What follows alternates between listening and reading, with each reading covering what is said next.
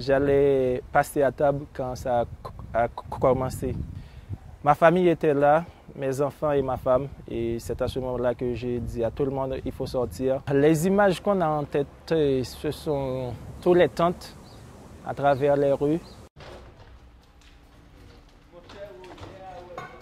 On a passé la semaine dans la rue. Le lundi suivant le tremblement de terre, je me suis rendu au bureau du MDPTC et c'est dès ce moment-là qu'on commençait à travailler. Il y avait des structures vraiment dangereuses qu'on devrait signaler à la population.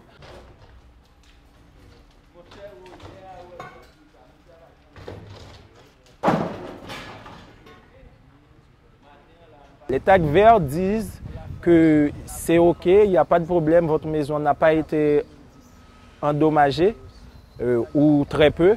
Pour les tags jaunes, et ça veut dire que votre maison a été partiellement endommagée. Pour les tags rouges, nous jugeons que c'est dangereux et qu'à n'importe quel moment, cette structure peut s'effondrer.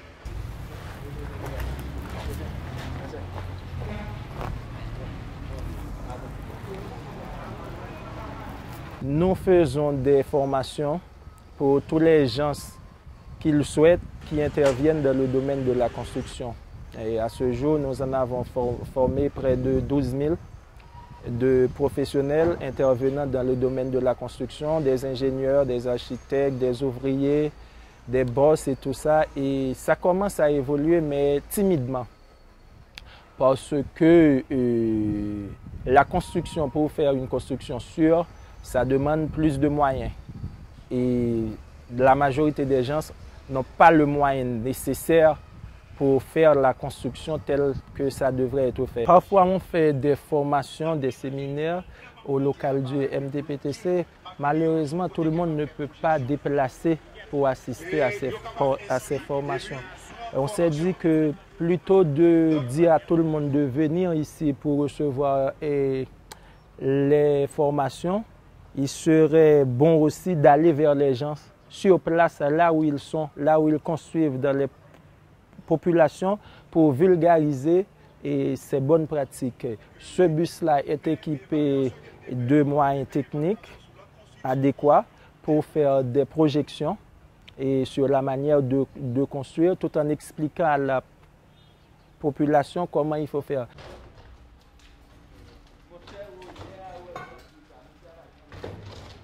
Avant, il n'y avait pas de code haïtien, mais les codes de construction existaient. Après le 12 janvier, on a autorisé formellement un certain nombre de codes qu'on devrait utiliser en attendant le code de construction en Haïti. Maintenant, ce qui va changer, comme il y a le code de construction pour nous, on va plus appliquer notre propre code. Ce qu'il faut, c'est ne jamais lâcher, toujours continuer à vulgariser, à sensibiliser les gens sur la construction.